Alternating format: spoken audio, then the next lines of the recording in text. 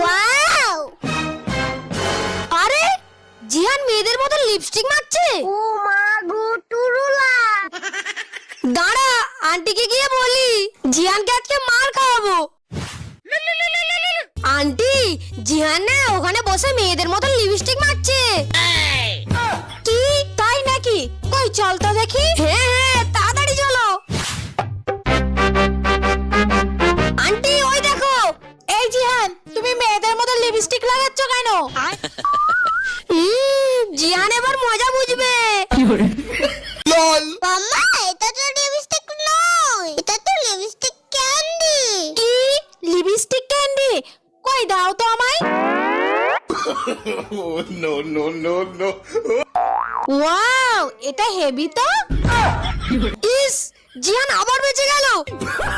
বন্ধুরা লাইক করে দাও।